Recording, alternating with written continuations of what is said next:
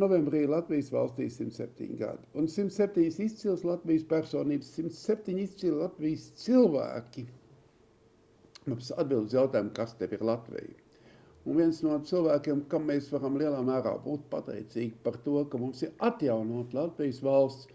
Šī Latvijas valsts tomēr ir pietiekami stipra un pietiekami droša. Un šis cilvēks ir Latvijas Tautas fronts pirmais prezidents Dainis Ivans. Sveiks, Daini, es priecājos, ka tu esi šeit. Izstāsti man, kas tev ir Latvijas valsts šajos laikos, kopš tu sāki cīņu par Latvijas brīvību, un tagad, kopš tu bieži vien vērot to no malas? Latvijas valsts, es uzdrošināšos teikt, tas esmu es pats, jo bez Latvijas noteikti es nebūtu tas, kas es esmu, un droši vien man nebūtu ne pagātnes, ne nākotnes. Es uzsūcu visu to, kas mums ir bijis, mūsu gan sūrajā, gan skaistajā vēsturē. Latvijas valsts man vispirms ir zeme.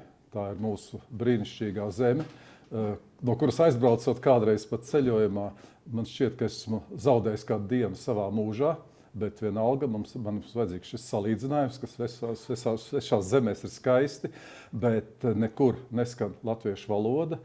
Un, protams, ka tieši tāpēc arī Latvija man ir latviešu valoda, kas ir mūsu lielākais dārgums, kas ir mūsu liktenis noliktā misija, ko mums vajag nest pasaulē, jo bez latviešu valodas, man šķiet, šī pasaule manā uztverē nevar eksistēt un nevar dzīvot. Latvijas valsts man ir arī mūsu tauta, ar kur es tomēr lepojos tās ilgajā vēstures gājienā. Sīksta, pietiekoši darbīga, talantīga, ārkārtīgi talantīga tauta, kā to kādreiz ir teicis arī akadēmiķis Jānis Stradiņš. Un tauta, kas ir vācināta, bet līdz ar to uzsūkusi eiropeiskumu, kas ir krievināta, bet nav pārkrievināta. Un varbūt, ka tur mums atkal, kā Imants Landsmanis ir teicis, vajadzēs vēl tikpat gadus, cik mēs esam bijuši okupācijā, lai mēs attīrītos no šīs krievināšanas, bet mēs tiksim ar to galā. Un Latvijas valsts, protams, man ir tā, kuru es kopā ar daudziem citiem, protams, ar lielām izcilām personībām 80. gadu, otrajā pusē, 90. gados atguva. Un tas, man liekas, varbūt pats vērtīgākais, ka brīdī, kad likās, ka dažiem likās, ka nekas vairs nav iespējams, ka viss ir zaudēts, ka mēs izzūdam no zemes virsus, ka mēs, latvieši, esam kaut kāda anomālija šajā pasaulē. Mēs pierādījām, ka tas ieraudziņš, kas mūsos dzīvo, ka latviešu maizē, abriņā dzīvošas ieraudziņš, spēja atdzīvoties jebkurā brīdī un atkal jaunradīties no jauna. Un es izjūtu šo milzīgo spēku, ka piepeši tu saproti, ka tu neesi mazskaitlīgā pulciņā, ka tu esi ļoti spēcīgā pulciņā, kurš var uzveikt pat visstiprāko ienaidnieku, visstiprāko pretinieku ar to garaspēku, kas mums ir. Es esmu izbaudījis to, ka Lielajās Tautas frontes manifestācijās es redzu tik laimīgas cilvēku sejas, runājot par nopietnām, traģiskām lietām un dažreiz ar neticamām lietām, ka es saprotu, ka viņos piepeši ir mainījies kaut kas iekšēji tā, ko vairs nevar nošaut, ko vairs nevar sagūstīt un ko sveša vara nevar uzveikt. Un man šķiet, ka arī šobrīd ir ārkārtīgi svarīgi nenokārt deguna, jo mums apkārt ir pietiekoši daudz pretinieku, ienaidnieku, nelabvēļi, kuri grib, lai mēs to darām, lai mēs sašļūkam. Mēs esam optimistiska tauta, mums ir jāiet priekšu, mums ir jācīnās. Mums ir jācīnās un nedrīkst atkārtot arī kļūdas, palikt bez sabiedrotajiem, tāpēc ir ārkārtīgi svarīga šī Latvijas starptautiskā sabiedrība, tā kā neatkarības karā bija sabiedrotie, tā kā mūsu neatkarības atgūšanas laikā mums bija sabiedrotie, arī šobrīd vajag turēties pie šiem sabiedrotiem, pie starptautiskās sadarbības un visu laiku šajā starptautiskajā sadarbībā būt pašiem, pašlepniem, spēcīgiem, pasaulē, varbūt arī ceļu un gaismu rādošiem. Divi aspekti no tevis. Baltijas ceļš, kā mūsu pamats, mūsu spējai sadoties rokās. Es gribu, lai tu mazliet dalies atmiņās par Baltijas ceļu. Baltijas ceļš bija tikai viena tāda kulminācija pilnīgi neticamajā Baltijas tautu neatkarības atgūšanas procesā, kas varbūt parādīja to vissvarīgāko vietu, ko es jau esmu runājis un es atkārtoju daudzkārtīgi, tas ir solidaritāte. Ka visi kopā 3 Baltijas tautas mēs esam 3-kārt spēcīgi, un mums jau kādreiz Baltijas ceļa ideja bija sadoties rokās no Somijas līdz Rumānijai. Visās valstīs, kuras ir skāris Ribbentrop-Molotova pakts un šī Maskavas ļaunuma vara. Toreiz tas nebija iespējams, bet tas pierādīja arī to, ka mēs trietā esam ļoti spēcīgi. Un Baltijas ceļu organizēdam, kad radās ideja par to, ka mums vajadzētu sadoties rokās, es atceros, ka mēs kopā ar Lietuvas un Igaunijas līderiem ar Savisāru Landsbergi pacēlām pat tostu. Vēlāk, ka bijām izlēmuši, ko mēs darīsim, ka nekad vairs neatkārtosim 1940. gada kļūdu, ka mēs būsim kopā un, lai kāda vara nāktu, mēs pretosimies, mēs sitīsim pretī. Un, man liekas, tā ir tā Baltijas ceļa galvenā mācība. Baltijas ceļa mācība ir arī tā spēja nevardarbīgi pretoties, tad, kad tev rokās nav ieroču, kas pierādīja arī to, ka šai nevardarbīgai pretošanai ir spēks un ka šis mūsu garaspēks spēj pārliecināt visu pasauli. Jo es personīgi esmu izjūtis, ka pēc Baltijas ceļa starptautiskās sabiedrības attieksme pret mums politiķu, kura bija tāda vienaldzīga, runājot ar Maskavu, jums ir taisnība, bet mēs jums nepalīdzēsim. Tieciet paši galā kaut kādās sarunās. Strauji mainījās. Jo arī pasaulē redzot tautas, kas grib būt brīvas, tautas, kas spēj tā sadoties rokās, viņiem rodas tāda kā sajūta, viņiem ir jāpalīdz, jo viņi ir vajadzīgi mums visiem. Arī tāds izcils amerikāņu rakstnieks un publicists Viljams Safairs, es viņu bieži citēju, es viņu pazīstu personiski, viņš 1991. gada janvārī, kas bija tāds tieši turpinājums Baltijas ceļiem, kad mēs sadodamies rokās. Mēs sākam sadodamies rokās arī tajā brīdī, kad Viļņas televīzijas tornim uzbruk šie Maskavas bandīti, bruņoti ar tankiem, ķēdēm, nogalina cilvēkus. Mēs ceļam barikādes, jo mēs pretosimies, kaut arī mums nav ne ieroči un tanku.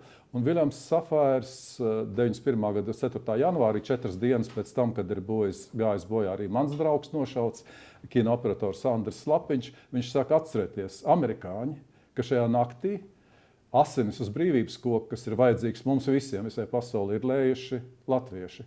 Tātad šis cīnītāju gars tiek novērtēts un tas tiek arī atalgots.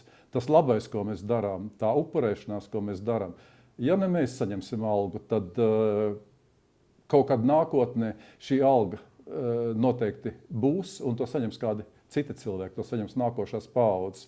Un vēl man šis Baltijas ceļš likās arī tāda simboliska ķēde, kad mēs sadavājamies rokās ar saviem bērniem, ar saviem veļiem, es pat savā uzrunā tā teicu, mēs sadodamies rokās ar saviem veļiem, kas ir aiz mums, un mēs tā bezgalīgi turpināmies.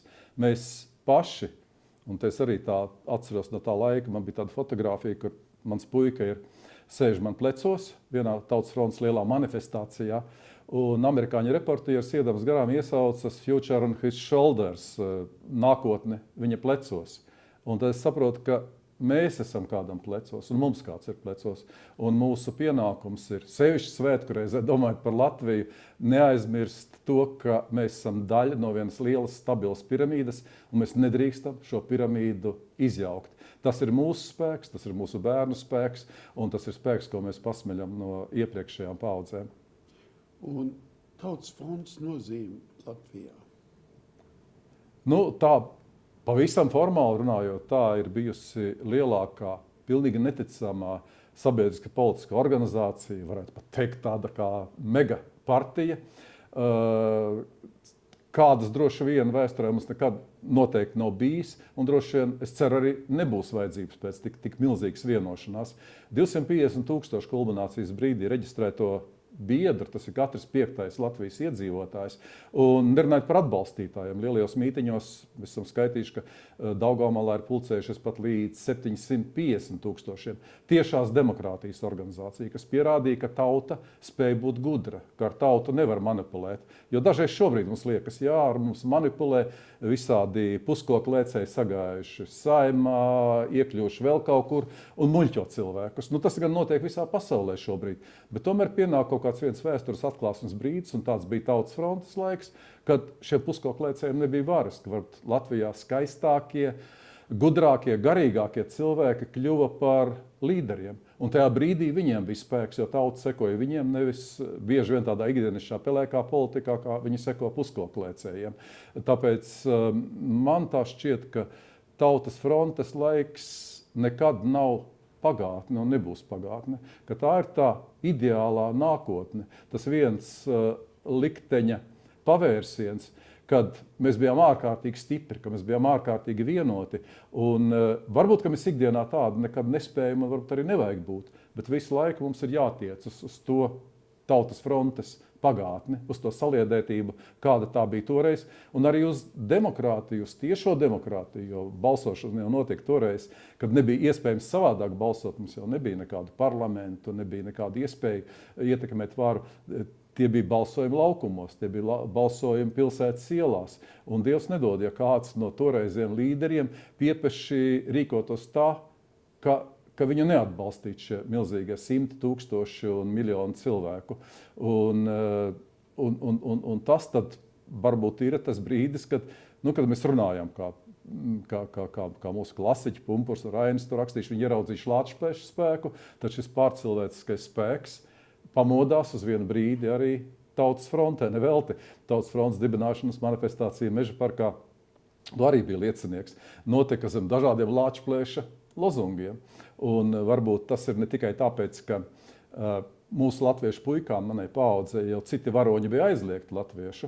Mums bija jāciena tikai un jāslavina kaut kādi krievu varoņi apšaubām, kas bija sadomāti. Mūsu vienīgais legālais varonis bija Raiņa un Pumpura lāčplēsis.